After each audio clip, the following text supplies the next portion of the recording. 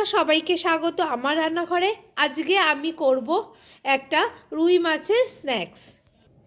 আমি রুই মাছের স্ন্যাক্সটা বানানো শিখেছি প্রজ্ঞা সুন্দরী লেখা আমিষ ও নিরামিষ খণ্ড 2 থেকে নেওয়া হয়েছে। আমি যেভাবে মাছের রেসিপিটা আজকে বানাবো আপনারা বাড়িতে এভাবে ট্রাই করবেন।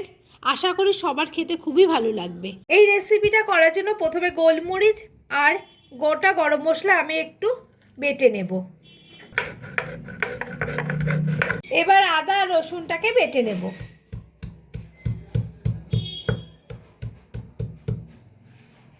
আমি বড় মাপে 2টো পেঁয়াজ নিয়েছি, পেঁয়াজটাকে ভালো করে মিহি করে বেটে নেব।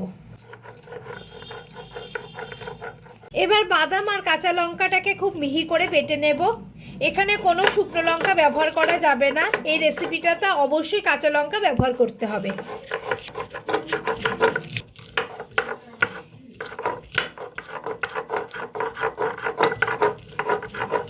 আমি 3 পিস রুই মাছের পেটি নিয়েছি। এবার আমি মাছটাকে মেখে নেব। তার জন্য দিয়ে দেব নুন স্বাদ অনুযায়ী, দিয়ে দেব হলুদের গুঁড়ো। এবার দিয়ে দিচ্ছি বাদাম বাটা, পেঁয়াজ বাটা, আদা রসুন আর গুঁড়ো করে রাখা মশলাটা।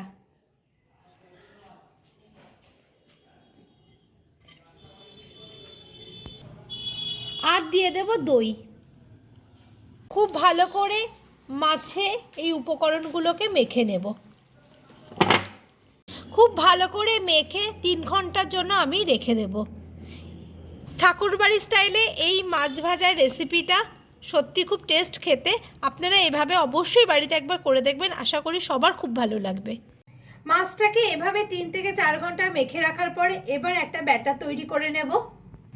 দিয়ে দিচ্ছি ময়দা, জোয়ান, দিয়ে দেব লঙ্কার গুঁড়ো, দিয়ে দিচ্ছি সামান্য পরিমাণে নুন, দিয়ে দেব একটা ডিম। এবার খুব ভালো করে মিশিয়ে নিতে হবে। এরকম একটা ঘন ব্যাটার তৈরি করে নিতে হবে। ব্যাটারটা পাতলা হলে মাছের গায়ে লাগবে না। আমি একটা ফ্রাই প্যান নিয়েছি মাছ ভাজার জন্য, দিয়ে দিচ্ছি তাতে সাদা তেল আর তার সাথে একটু ঘি মিশিয়ে দেব। 1 চামচ পরিমাণে ঘি দিয়ে দেব তেলের সাথে। এবার মাছের ফিলেগুলোকে আমি ব্যাটারের মধ্যে চুবিয়ে নেব।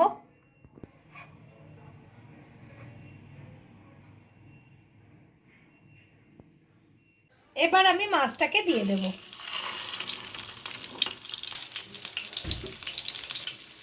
মিডিয়াম টু লো ফ্লেমে মাছগুলোকে ফ্রাই করতে হবে। খুব বেশি আঁচ দিলে ভেতরে কাঁচা থাকবে, উপরে ব্রাউন কালার চলে আসবে। এবার মাছগুলোকে আমি ওলট পালট করে ভালো করে ফ্রাই করে নেব। ঠাকুরবাড়ি স্টাইলে রুই মাছের পেটি ফ্রাই আমার হয়ে গেছে। দেখুন দেখতে কত সুন্দর হয়েছে। এভাবে করলে খেতেও ঠিক ততটাই সুন্দর হবে। আমার অনুরোধ রইল বাড়িতে অবশ্যই একবার আপনারা করে খাবেন, আশা করি সবার খুব ভালো লাগবে।